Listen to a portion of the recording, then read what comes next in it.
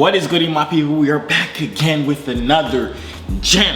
You know what I'm saying? Today is a video that a lot of people need, and I'm gonna give it to y'all. So y'all can tell by the title. Today I'm gonna be showing you guys how you guys can back test your Forex strategies, your binary option strategies, your stock trading strategies, whatever it is. I'm gonna show you guys how you can back test all of your strategies, because you do need to back test in order for you to be profitable in the real world trading. So if you don't know what back testing is, it's basically like, let's say you're a basketball player trying to make it to the NBA. You're not just gonna automatically jump into the drafts or automatically go to the combine or whatever it is. You have to practice, you have to put in hours and hours and hours of trial and error, of practicing how you play basketball, practicing how other people play basketball. You just have to put in hours and hours learning the game, and that's basically what back testing is for us traders. So we're gonna hop into the charts here. I'm gonna show you guys all the key things you need to know when you're back testing, no matter what currency pairs you're trading. You could be trading JPY, JPY, USD CAD, you could be trading gold, US 30, whatever it is. I'm gonna show you guys how you can take your strategy, practice it with repetition, keep track of how profitable your strategy is, so that when you're trading in the real world, you have confidence. You know exactly what setups you're looking for. You know exactly where to place your take profits, your stop losses, all of that. And I'm gonna show you guys how to become just a better trader overall. So boom, before we get onto the charts and everything like that, I just wanna break down a couple points for you guys to just keep in your mind when you are back testing. I'm gonna be back testing on TradingView. If you don't know what that is, that's what most traders use when they're looking at the charts. They're marking up their charts, putting their stop losses, all that type of stuff. TradingView is the most used chart platform in the world, so if you do not have it, go to tradingview.com, make an account, whatever it is. But I'm gonna show you guys a couple key things you need to keep in your mind when you are back testing. And the first one is, you have to back test or trade as if you are actually trading your money, as if you are actually in trades. Do not jump into trades, do not just take trades just for the heck of it. Pretend like you are actually trading your actual account size when you are back testing your strategies. Another big point of back testing that I feel like a lot of people miss out on, or a lot of people don't take advantage of, is the fact that you should keep track of your losses as well as your wins. And not just to the point where, okay, let's say you take 10 trades back testing and you say, okay, I won 7 out of 10 trades. That's good, but I like to go a step further and count the amount of pips I lost in every trade versus how many pips I won in every trade. So let's say I took 10 trades with the same thing. I won 7 and I lost 3. I'm gonna calculate how many pips I won in every trade, because every trade we take, most of the time we're not always losing the same amount of money or making the same amount of money. Well, not money, pips. Most of the time where our pip number varies from whatever range you are, depending if you're a scalper, intraday trader, swing trader, whatever it is. You're never taking just 20 pips. Every trade you're never losing just 3 pips. So I like to take the calculations of every single trade I do. Let's say if I win one trade and I won 50 pips. I'm gonna take that 50 pips and add that every single time I win a trade. I'll take the amount of pips that I won in that trade, and I'll calculate that up at the end of, let's say, the 10 trades I take. And then when I lose a trade, I'll calculate how many pips I lost in that trade, and then every other trade I've lost. So at the end of the 10 trades, I'll put all those numbers together. I'll subtract the amount of pips lost by the amount of pips that I gained, and I'll see what my total pip, like the amount of pips I've captured at the end of 10 trades. That's usually how I back test, and I highly suggest that for everybody else, just so you can know if your trading strategy is profitable or not. Because I've back tested before with a strategy that I use, and I've lost 7 out of 10 trades, but I won 3 trades, and because of my strategy, I was still profitable pips wise. Another big key that a lot of people have to keep in mind is when you're trading or back testing, you should be back testing in the same time period or the same sessions that you are trading in. So let's say you trade from 8 o'clock Eastern Standard Time till 12 p.m. Eastern Standard Time. Look for setups in that session time when you're back testing. So don't go back testing at 3 o'clock in the morning, or don't go back testing on candlesticks that's in the middle of the day when you know you do not trade in the middle of the day. Pretend like you are trading actually exactly how you would usually trade. The same time sessions, taking the same setups, using the same strategies. That's how you build the confidence in your strategy, as well as your knowledge and how markets move around the time that you're actually trading in it. Now, the last point before we actually hop into the charts right now, and I kind of show you guys my process for back testing and everything like that, and probably show you guys my little strategy that I use for Forex and binary options. Do not rush into trades. Do not cheat yourself on trades either. Because we have the fact of we know where the candlestick is going to go, just based off, because you'll see when we're back testing it, we have a tool in here that lets us rewind the time basically, and we can kind of peek forward and see where the price is going to go. Do not cheat yourself by saying, okay, I know the price is going to go up, so let me pretend like I'm unaware of it, and kind of cheat yourself to the point that you think you're actually good and you're catching these trades when in reality you already knew where the price was going, if that makes sense. All right, so here we are on the charts. This is actually, I trade gold most of the time. I don't really trade GBP. I said GBP twice, didn't I? I already trade these other currencies. I'm working on mastering gold. This was a trade I took earlier today, I believe at 8 o'clock in the morning, something like that. That is the session I trade. I usually trade between like 7:30 to maybe 11 or 12 o'clock noon. This is a trade I took today. I caught 92 pips on gold, which was cool. If you guys want me to do like breakdowns of the different trades I take, usually I just post it on Instagram. You guys can check out my Instagram if you want, at Joovier_. I usually post my trades on my story most of the time when I'm getting into it, and then at the end, if I lose or win, I post it on my story too. But basically for back testing, all I do is, let's say if I'm back testing on gold, I'll go to XAU USD, and I'll just go to a new chart and have a clean chart right here.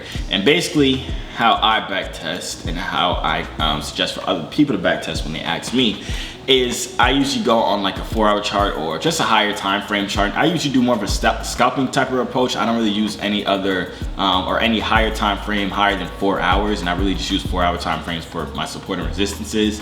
But most of the time I'm on the 15-minute chart. Sometimes I go to a 5-minute. Most of the time it's like from the hour to the 15 or the 5-minute time frame. But just to kind of go back in, if you're on TradingView, there is this tool that you have up here that's called replay, and basically you click it and you'll click a point in time in on the chart, and it'll basically take you back there. And now you have the option of using this tool up here to go forward. If you press this button, you're just gonna go forward a candlestick. Press it again and go forward a candlestick again, or you could just press play and it'll kind of just go on its own. So basically how I back test, I don't like seeing where the market was. I don't like cheating at all. So what I do is usually come just like this. If you watch my Forex strategy video, I kind of did this just a little bit. I'll press the replay button, I'll close my eyes, and I'll scroll back just so I know I'm not cheating. I don't know where the market is, and I'll just randomly click on the screen and it will take me somewhere. I don't know where I am. So boom, so now I have no idea what the market is doing next. It's as if I'm trading live in person. But now I'm gonna go back to the time frames I usually use. In the beginning of my back testing, like I told you guys, you're going to want to trade it or back test exactly how you would trade in real time. So my first the first step I take when I'm setting up my charts, getting ready to enter inside a trade, or just setting up my chart for the first time, I should say, I'll go on the 4-hour time frame. And I'll just plot my support and resistance. So this is my strategy. Of course, you guys have to do whatever you guys use. I use a support and resistance and a retest type of strategy, as well as like a retracement type of strategy. If you guys watch my Forex video, the strategy I used was more of like my retracement strategy. But if you're, the same thing can work for binary options. The same thing could work if you're doing stock trading, options trading, whatever it is for you, HFX trading, whatever you want to call it. You're using the same type of template, because we're all using charts. All of us use charts. Some people use, well, most people use candlestick charts. A lot of people don't really use line charts.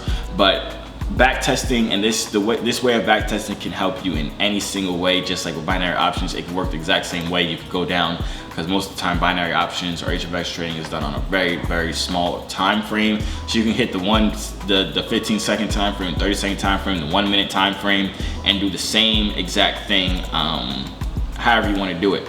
But for me right now, I'm going to trade it how I usually would trade it. So now I have to go back. I just messed up. But I have to go all the way back and start a whole new replay. Close my eyes, go back, click randomly on the screen, go back to 4-hour time frame, and I'm just going to start with my strategy of plotting my support and resistance zones. Just really quickly, boom, we have one right here. These are just my major support and resistance zones.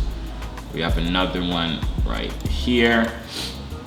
We have another one down here. And like I said, obviously you're just gonna trade it exactly how you usually would trade it. And when I'm drawing my support or resistance, I look for more recent price action versus, like, you'll see the price is cutting through further back here. Oh, sorry, I just messed it up. But further back here, the price may cut through like all the way back here, but this was all the way in December. I look for like more recent price action, or just more recent support and resistance. Like this is the support and resistance zone for me right here. That's why I drew this line, because we have a touch right here, touch right here, touch right here. It came down, broke it, retested it, came all the way back down. It touch right here again, touch right here again. I have all these touches over here. So this is why I chose this support and resistance zone. Same thing over here. We have all these touches over here, over here, over here as well, over here, and no price really automatically stops at a line itself directly on the line. So most of the time when I'm drawing my support and resistance, I will just draw a box around the line and kind of give an area of support and resistance versus just waiting for price to hit this one line right there. But let's just say I'm not going to do a bunch of back testing. I just want to show you guys exactly how I do it. I'll set up my support and resistance. Let's just leave it there for right now. We'll go on the 1 hour, and this is where I put in my smaller support and resistance. But like I said, I only trade at a certain time in the day. So what that means right now, this candlestick is at 4 o'clock in the afternoon. So I would not be trading around this time. I would have to fast forward up until 8 o'clock the next day, or 7 o'clock. 1, 2, 3, 4. This is 5. 1, 2. So this is 6 o'clock. All right, so this is 7 o'clock right here. This candlestick is a 7 o'clock candlestick. So I would be in the market right now. So at this point, I would be looking for trades. I would be looking for, I would be here actively sitting in front of my computer at this time. So that's crossing out one of the key points that I said to keep in mind, that trade as if you're trading in real time. Trade exactly how you would trade in real life. So now it's 7 o'clock. Now I'm going to start looking for trades in here. We see it's on a strong uptrend. This is not a breakdown video or nothing like that. I'm just kind of bringing you guys through my whole strategy. I'll use my retracement strategy for right now. So we're on we're on the 1 hour time frame. Ooh, it just messed up. I just pressed the wrong button and it took me all the way back to the beginning. Okay, let's try this again. All right, so I just drew all my support and resistance zones, and now we're gonna try this again. Let's go back to the 15-minute time frame, because that's the chart I'm most of the time usually on. We see we're on a downtrend right now. So at this point, this is 4 o'clock in the morning.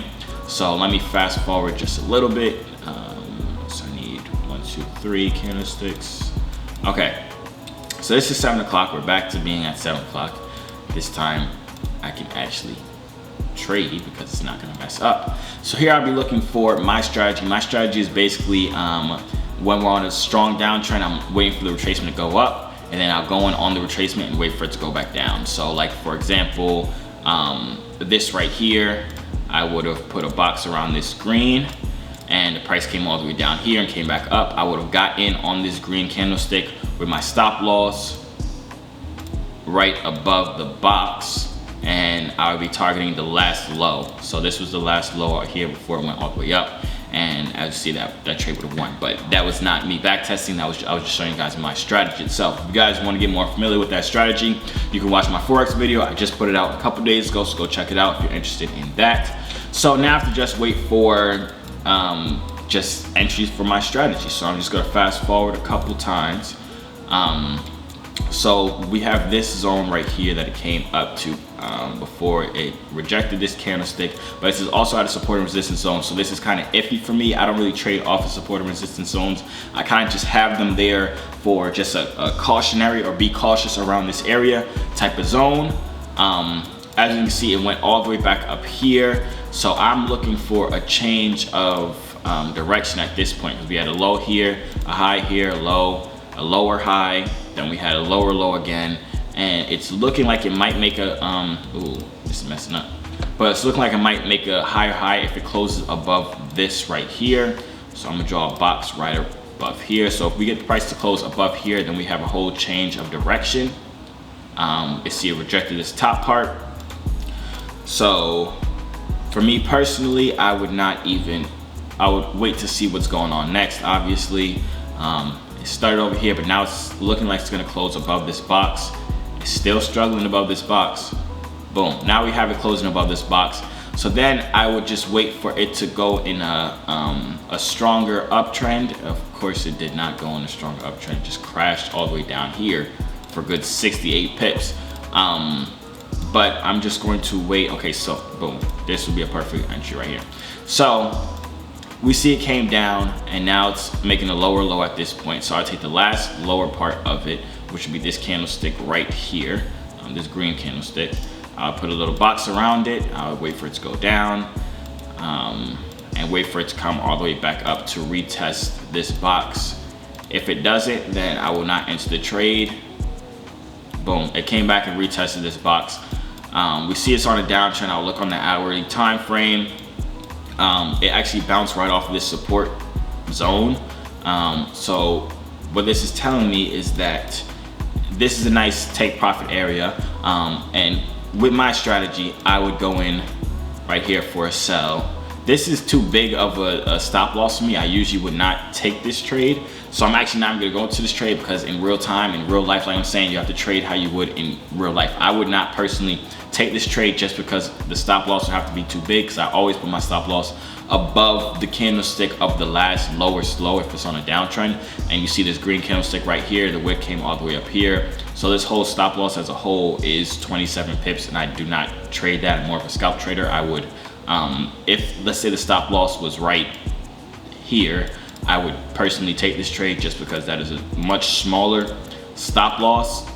If I got in a trade right here, I could put the stop right above here for 13 pips and then take this support zone right here for a take profit and get 41 pips with a 3 risk to reward ratio. But obviously it's not, because with my strategy, I have to wait for a better trade because this stop loss is too big. So this is a perfect example to show you guys, you don't need, especially when you're back testing, or I should say even when you're back testing, you don't need to take every trade. Just like in the real world trading, you don't need to take every trade. If you see a trade and you are like, I don't really feel confident about this one, you do not have to take the trade. There was a quote I saw before, I forgot who said it, maybe Q Banks or something like that. He said, missing out on money is much better than losing money. So if you saw a trade, let's say this trade right here, let's say it ends up going in my favor and I would have won it and I won in the trade. I can't be mad about me missing out on the trade, because it's much better for me to have missed out on a trade, not losing any money. Of course I didn't make money, but I still didn't lose any money.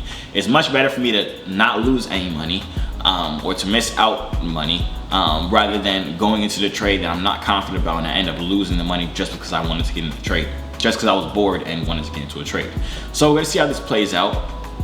It ends up going down, rejecting this area, and it ends up going down. It would hit my take profit. So I would have actually won this trade if I went in it. But like I said, don't take trades even when you're back testing if you're not 100% confident about it.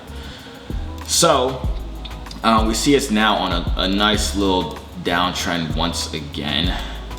So what I would take is this right here, just to clearly define the downtrend. So I have an up, a higher high, a low, a lower high, then a lower low. And it's coming up here. I would personally wait for it to come hit this lower lower low once again before I go into a trade, but it doesn't. It comes down, and now I'd be looking for a trade at this lower low. So if it comes down and hits this lower low, then I'll be waiting for that trade to get in. Oh, I accidentally clicked too much, but I would have got in literally right here.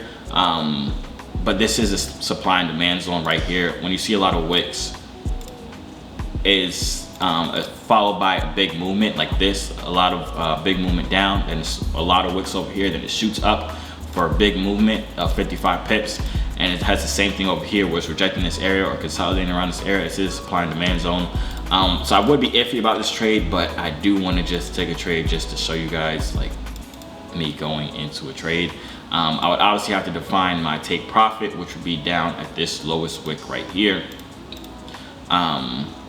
So I would have gotten as soon as the green touched here, but I did click too much and had the red candlestick.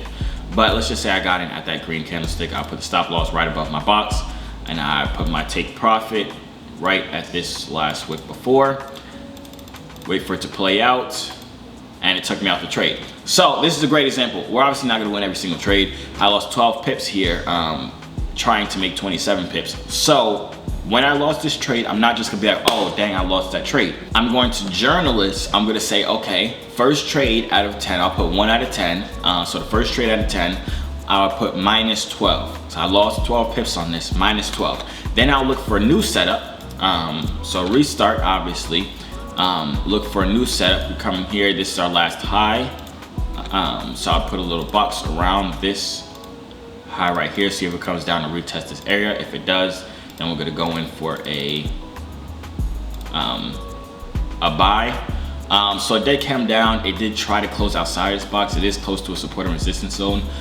So I personally would wait till it comes down just a little bit more. So my camera cut out and I didn't even realize till like 5 minutes later, but I was basically explaining to you guys that I was realizing I wasn't trading inside the session I usually trade. You have to make sure you keep track of that when you're back testing, because like I said, you always want to trade exactly how you would trade in real life or real trading.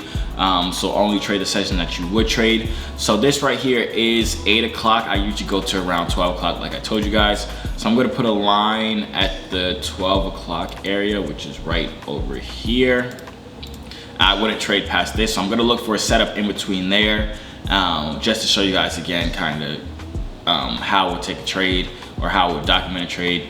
So we see it came above here on our one of our hourly support and resistance zones, so then I'll be looking for a retest. I couldn't go down to a lower time frame just so I can catch the retest at a nicer point to get a better stop loss.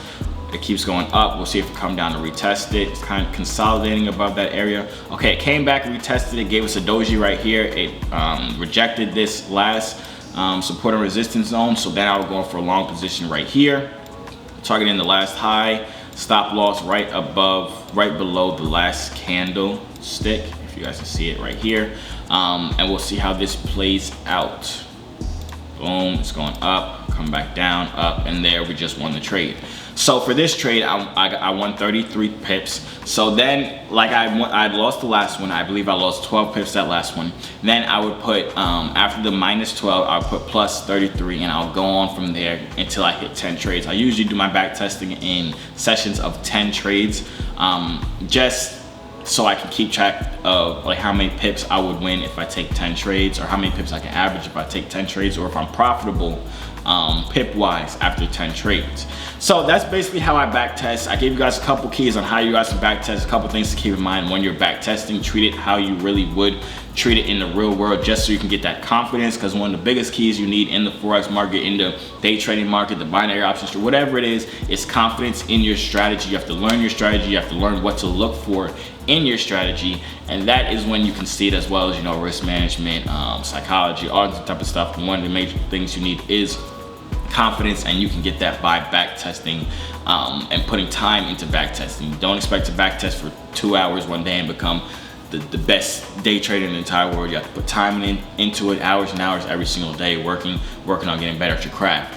But that is the end of the video. Hope you guys enjoyed it. If you did, make sure you like right now. If you have any questions, like I said, feel free to DM me on Instagram at Joovier_, or just drop any comments down below in the comment section, and I will read them, get back to you. Maybe I'll make a video if you guys have any questions about any videos you guys want me to do.